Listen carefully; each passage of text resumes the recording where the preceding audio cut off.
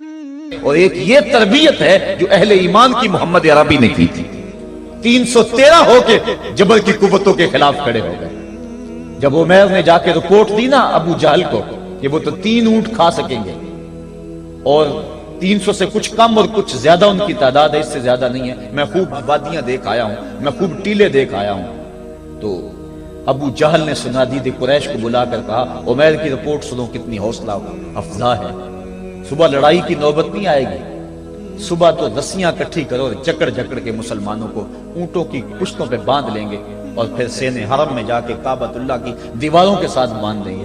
لوگوں کو تماشا دکھایا کریں گے کہ یہ نیا دین لے کر آئے تھے اور یہ ان کا کیا حال ہے. جب اس نے رعونت بھرے اتنی زبان سے یہ جملے نکالے تو عمیر جو سارا منظر اپنی آنکھوں سے دیکھ کر آیا تھا، ابن حشام میں لفظ موجود ہیں، اس نے کہا وَلَٰكِنْ رَأَيْتُ یا معشر قریش البلایا تحمل المنایا. اے قریش کے سرداروں اتنے بھی تکبر میں نہ آؤ، میں اپنی ان آنکھوں سے دیکھ کر آیا ہوں کہ یثرب کی اونٹنیاں اپنی پشتوں پہ نری موتیں اٹھا کے لے آئی ہیں. ان کے بدن پہ چیتھڑے ہیں، ان کے پیٹ کمر سے لگے ہوئے ہیں، لیکن وہ زخمی سانپوں کی طرح پیچ و تاب کھا رہے ہیں. کل ان میں سے کوئی نہیں مرے گا جب تک تم میں سے ایک ایک کو لڑ نہیں جاتا. تم تو یہ کہتے ہو رسیاں کٹھی کرو، میرا مشورہ مانتے ہو تو رات کے اندھیرے میں بھاگ سکتے ہو تو بھاگ جاؤ. اس قوم سے لڑنا تمہارے بس کا روگ نہیں ہے جو مرنے کے لیے آئی ہے. اتنی بڑی قوت کو دیکھ کر ان کے سینے میں خوف پیدا نہیں ہوا، بلکہ آپ جانتے ہیں بدر کی تاریخ گواہ ہے کہ 2 گھوڑے تھے. ایک روایت میں صرف ایک گھوڑا تھا، 6 زرہیں تھی، 8 تلواریں تھیں، 70 اونٹ تھے، اور جن کے پاس تلواریں نہیں تھیں انہوں نے کھجوروں کے ڈنڈے توڑ لیے اور ہواؤں میں لہرانے شروع کر دیے. جب یہ ملکوتی قافلہ مدینے سے باہر نکل رہا تھا، دکانوں پہ یہودی عیسائی بیٹھے تھے. انہوں نے کہا مسلمانوں کس بل بوتے پہ جا رہے ہو، کس برتے پہ جا رہے ہو، کون سا آسرا ہے تمہارا، آلات حرب و ضرب تو تمہارے پاس موجود نہیں. اتنی بڑی قوت سے ٹکرانے جا رہے ہو جو کیل کانٹے سے اور اسلحے سے آلات حرب و ضرب سے لیس ہو کے آئی ہے. تم مقابلہ کیسے کر پاؤ گے، کس بل بوتے پہ جا رہے ہو. حضور کملی اوڑے ساتھ ساتھ چل رہے تھے. صحابہ نے اشارہ کر کے کہا نہ تیغو تیر پر تکیا، نہ خنجر پر، نہ بالے پر، بھروسہ ہے تو اس سادی سی کالی کملی والے پر.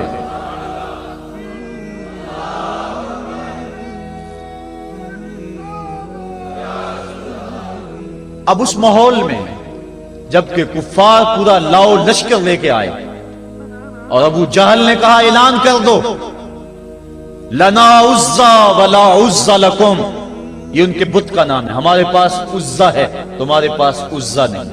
ہمارے پاس لات ہے، تمہارے پاس لات نہیں. ہمارے پاس منات ہے، تمہارے پاس منات نہیں. ہمارے 360 خدا اور تمہارا ایک خدا، مقابلہ ہی کوئی نہیں. اس نے کہا کھڑے ہو کے اونچی جگہ پہ کہا اپنے نقیب کو اعلان کرو لنا عزا ولا عزا لکم.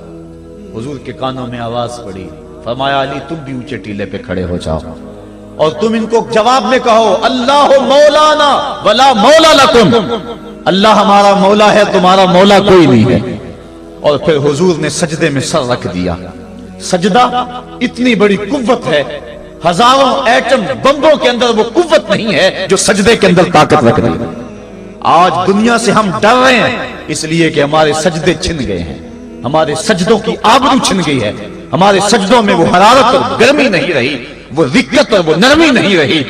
بدر کا میدان ہے، 1000 کا لشکر جرار مقابلے میں ہے اور وہ پورے لاؤ لشکر کے ساتھ ناز و تفاخر کے اندر مسلمانوں کو ملیا میٹ کر دینے کے جذبوں سے دانت پیس رہے ہیں کہ آج مسلمانوں کو کچا چبا دیں گے.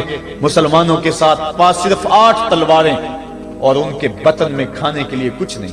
جس کھجور کو چوس کے روزہ رکھتے ہیں اسی کھجور کو چوس کے روزہ افطار کرتے ہیں.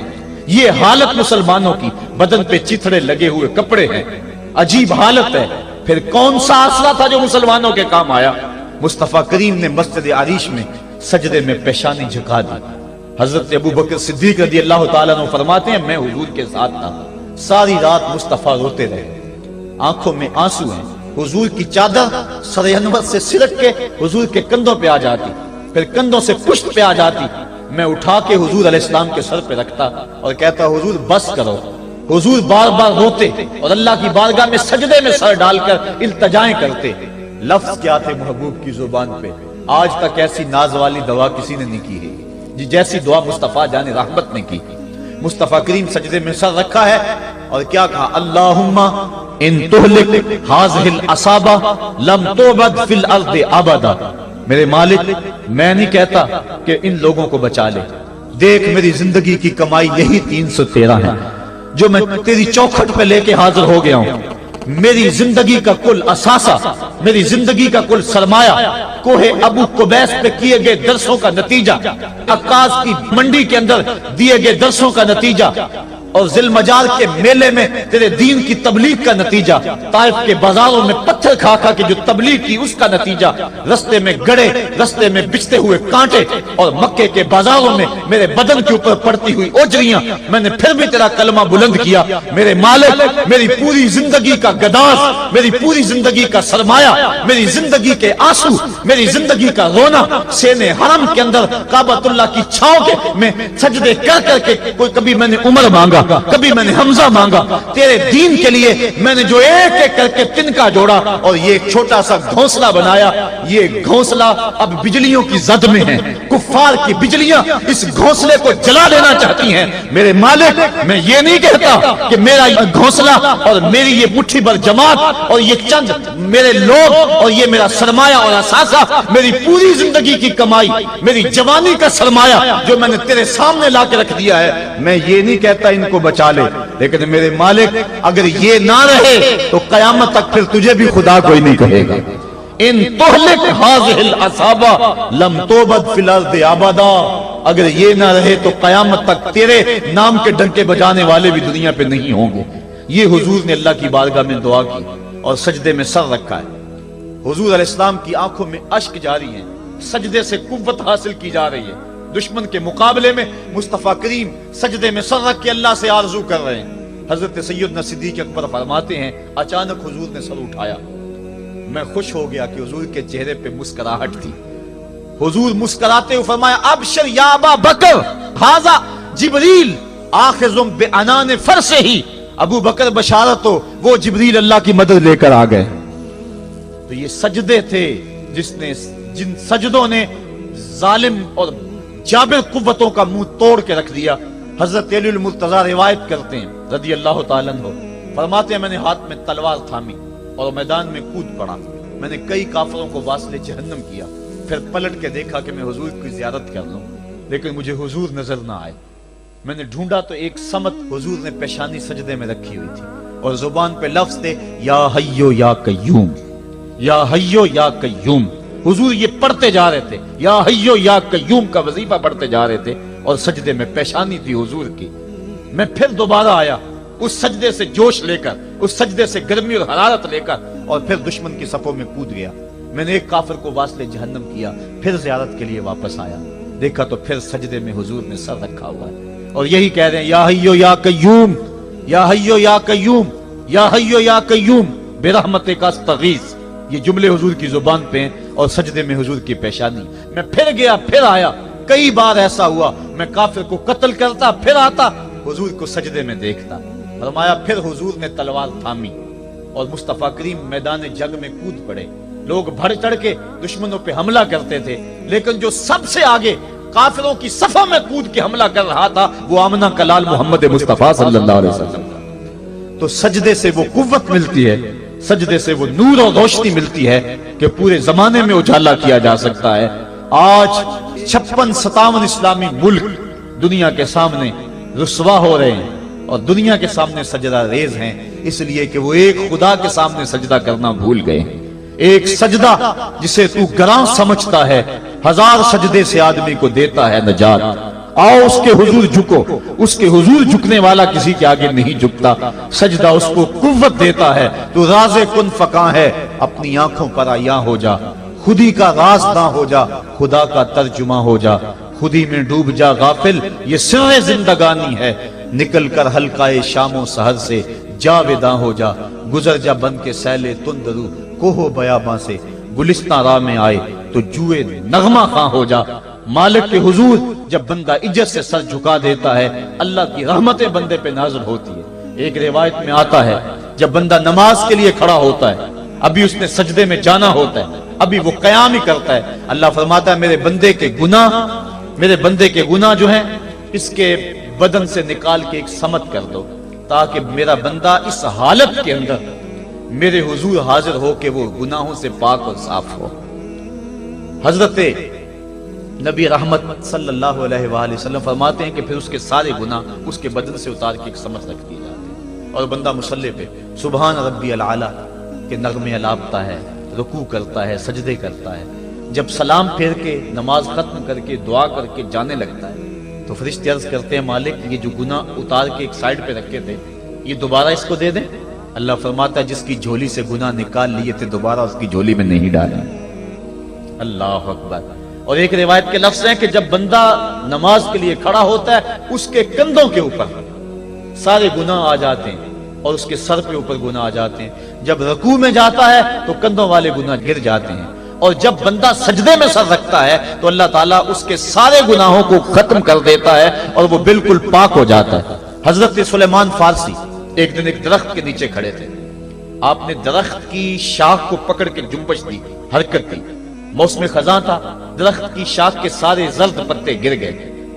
ایک صحابی پاس کھڑے تھے، انہیں پوچھنے لگے عثمان تو نے مجھے پوچھا نہیں کہ میں نے درخت کی اس شاخ کو یوں ہلایا کیوں ہے؟ انہوں نے کہا اچھا پھر آپ بتا دیں کہ آپ نے درخت کی شاخ کو یوں کیوں ہلایا ہے؟ کہا سنو پھر ایک دن میں اور چند صحابہ حضور کے ساتھ جا رہے تھے، رستے میں ایک درخت آیا، اس کے نیچے حضور کھڑے ہوئے، حضور نے اس طرح درخت کی شاخ کو پکڑ کے ہلایا، یوں پتے جھڑ گئے۔ ہم اس منظر کو دیکھتے رہے۔ حضور علیہ الصلوۃ والسلام نے فرمایا سلمان فارسی تو نے مجھے پوچھا نہیں کہ میں نے اس درخت کی شاخ کو یوں کیوں ہلایا ہے؟ تو میں نے عرض کی حضور آپ بتا دیں کہ آپ نے کیوں ہلایا ہے؟ فرمایا سلمان جس طرح اس درخت کی شاخ کو ہلایا گیا اور سارے پتے جھڑ گئے، جب کوئی بندہ سجدے میں سر رکھتا ہے نماز پڑھتا ہے اس کے سارے گناہ دھل جاتے ہیں اور وہ پاک اور صاف ہو جاتا ہے۔ ایک دن فرمایا صحابہ اگر کوئی بندہ اس کے گھر کے سامنے سے نہر گزرتی ہو اور وہ دن میں 5 مرتبہ اس نہر کے اندر غسل کرے تو بتاؤ اس کے بدن کے اوپر کوئی میل کچیل رہ جائے گا؟ عرض کی نہیں۔ فرمایا اس طرح جو 5 نمازیں پڑھتا ہے اس کے بدن کے اوپر گناہوں کا میل نہیں رہتا۔ فرمایا الصلاۃ معراج المومنین، نماز مومنوں کا معراج ہے۔ عماد الدین الصلاۃ، نماز دین کا ستون ہے۔ حبب الی من دنیاکم ثلاث الطیب والنساء وجعلت قرۃ عینی فی الصلاۃ، مجھے تمہاری دنیا سے صرف 3 چیزیں پسند ہیں، خوشبو، منکوحہ بیویاں، اور میری آنکھوں کی ٹھنڈک نماز میں رکھی ہے۔ اور حضور نے یہ بھی ارشاد فرمایا من ترک الصلاۃ متعمدا فقد کفر، جس نے جان بوجھ کے نماز چھوڑی گویا اس نے کفر ہی تو کیا، یعنی کافروں والا کام کیا۔ حضرت امام فخر الدین رازی نے تفسیر کبیر میں لکھا حافظوا علی الصلوات والصلاۃ الوسطی، اس آیت کریمہ کے تحت ایک عورت مدینے کی گلیوں میں چیخ رہی ہے اور کہنے لگی مجھے حضور کے در کا پتہ بتاؤ۔ حضور کی چوکھٹ کا پتہ بتلایا گیا، وہ حاضر ہوئی۔ آقا کریم صلی اللہ علیہ وسلم کی خدمت میں عرض کی حضور میرا خامد سفر پہ گیا ہوا تھا اور میں نے اس کی عدم موجودگی کے اندر زنا کر لیا، حمل ٹھہر گیا، اور جو بچہ پیدا ہوا میں نے مارے شرم کے اس بچے کو سرکے کے مرتبان میں ڈال دیا، اور پھر اسی سرکے سے میں لوگوں کو فروخت کرتی رہی۔ اب جب کہ میرا ضمیر جاگا ہے میں آپ کی خدمت میں حاضر ہوئی، مجھے بتایا جائے کہ میرے گناہ کا بھی کوئی کفارہ ہے۔ حضور نے ارشاد فرمایا جو تو نے زنا کیا ہے اس کی سزا رجم ہے کیونکہ تو شادی شدہ ہے، اور جو تو نے بچے کو قتل کیا ہے قتل کی سزا قتل ہے، اور جو تو نے سرکہ بیچا ہے فقد ارتکبت کبیرہ، تو نے کبیرہ گناہ کیا ہے، اس کی سزا تو قیامت کے دن پائے گی۔ اس کے بعد حضور فرمایا ان تینوں گناہوں کی یہ سزا ہے، لیکن جس طرح تو گھبرائی ہوئی آئی تھی میں تو یہ سمجھا تھا شاید تیری نماز اثر قضا ہو گئی ہے۔ اب آپ اندازہ کریں کہ نماز کی اہمیت کیا ہے اور ہم اس باب میں کتنی سستی کرتے ہیں۔ کسی سے پوچھا جائے نا آؤ نماز پڑھنے چلے، وہ کہتے ہیں بس یار میرے کپڑے پلید ہیں، کپڑے میرے پاک نہیں ہیں۔ تیرے کپڑے کیسے پاک رہ سکتے ہیں؟ تو اللہ کے حضور جھکنا نہیں جانتا، تیرے کپڑے بھی پلید ہیں، تیرا دل بھی پلید ہے، تو اس کے حضور جھک کے تو دیکھ، تن بھی ستھرا کر دے گا، تیری روح کو بھی پاکی دے دے گا، تیرے قلب کو بھی طہارت بخش دے گا۔ تو اس کے حضور آ جھک، اس کے حضور سجدوں سے اللہ کے حضور خراج پیش کر اپنی محبتوں کا جب بندہ سجدے میں سر رکھتا ہے اللہ فرشتوں میں فخر کرتا ہے، میرے بندے کو دیکھو نا بالآخر میرے حضور ہی جھکا ہے نا، کتنے گناہ کیے اس نے، کتنے جرم کیے اس نے، لیکن بالآخر میرے حضور آیا اور اپنے گناہوں کی معافی مانگتا ہے، فرشتوں گواہ ہو جاؤ میں نے اپنے اس بندے کی مغفرت فرما دی۔ تو اللہ کے حضور نماز پڑھنے والا، بلکہ ایک روایت مسند امام احمد بن حنبل میں موجود ہے، حضور فرمایا جب بندہ نماز کے ارادے کے لیے اٹھتا ہے اور وضو کرنے کے لیے جب پانی کا پہلا قطرہ چلو پہ لیتا ہے، جو ہی اس کے بدن سے وضو کا پانی چھوتا ہے اللہ اس کے گناہوں کو معاف فرما دیتا ہے۔ جس نماز کے قصد کے لیے اٹھیں اور وضو کریں اور پانی چھوتے ہی گناہ معاف ہو جائیں، اگر اس نماز کا اعلیٰ درجہ سجدہ کر لیا جائے تو پھر مالک کی کتنی رحمت نازل ہوگی، یہ کتنی بڑی دولت ہے، یہ کتنا بڑا سرمایہ ہے جس سے ہم لوگ محروم رہ جاتے ہیں۔ آؤ اللہ کی رحمتیں سجدے میں ڈھونڈیں، سجدے میں پیشانی رکھ کے جب ہم اس کی رحمت کو مانگیں تو وہ مالک ہمارے اوپر رحمتیں نازل کرے گا۔ آج پوری دنیا کے اوپر مسلمانوں کے ساتھ جو حالات ہیں وہ کسی سے مخفی نہیں، کوئی کہتا ہے کہ معاشی طور پہ مسلمان کمزور ہیں، اس وجہ کو بھی میں تسلیم کرتا ہوں، مسلمان کے پاس آلات حرب و ضرب بھی موجود نہیں ہیں، اس وجہ کو بھی تسلیم کر لیا جائے، سیاسی طور پہ مسلمان کمزور ہیں اس وجہ کو بھی تسلیم کر لیا جائے، یہ ساری وجہیں اپنی جگہ پہ، لیکن یہ بھی تو سنو مسلمانوں کی تعداد اس وقت 1.40 کروڑ ہے، افرادی قوت اتنی کبھی بھی مسلمانوں کی نہیں ہوئی تھی، اس وقت مسلمانوں کے پاس ایٹمی طاقت موجود ہے، اتنی قوت عسکری کبھی بھی مسلمانوں کے پاس نہیں ہوئی تھی، 56 اسلامی ملک ہیں جن میں قیمتی معدنیات سے اور تیل کی دولت سے اور سونے کی قیمتی معدنیات سے یہ مسلمان مالا مال ہیں، کیا کچھ نہیں ہے جو مسلمانوں کے پاس نہ ہو، لیکن ایک دولت چھن گئی مسلمانوں کے پاس، وہ سجدے کی آبرو، وہ سجدے کی عزت، وہ پیشانی رکھ کے اس رب کو پکارنا جو سب سے اعلیٰ ہے، جو سب سے بالا ہے،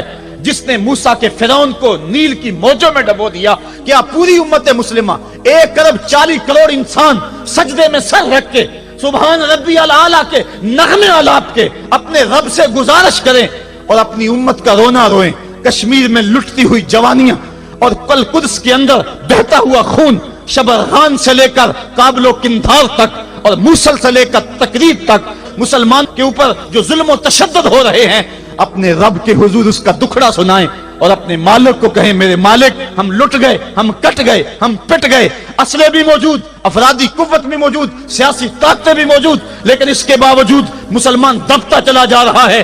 اسی کشتی کو ہے خوف تلاطم صدحیف منہ موڑ دیے تھے جس نے بڑھتے ہوئے طوفانوں کے، جو 300 ہو کر جرأت اور وہ طاقت اور وہ عظیمت کی داستانیں رقم کرتے ہیں کہ مالک تو بھی اس دن کو یوم فرقان کہہ کے پکارتا ہے۔ آج وہ امت بیچ منجدار کے اس امت کی کشتی ہچکولے کھا رہی ہے، ہماری فریاد، ہمارا استغاثہ تیرے سے ہے، میرے مالک ہمارا کھویا ہوا وقار بحال کر دے اور اس امت کو اس مرتبہ کمال تک پہنچا دے جس مرتبہ کمال تک یہ امت پہلے پہنچی تھی، اور ان کا کھویا ہوا وقار بحال کر دیا جائے۔ آج بھی ہم اگر سجدوں سے اپنے رب کو منا لیں اور وہ روٹھا ہوا رب آج بھی ہماری مدد کے لیے آ جائے تو پھر کوئی قوت، کوئی طاقت ہمیں نہیں لٹاڑ سکتی۔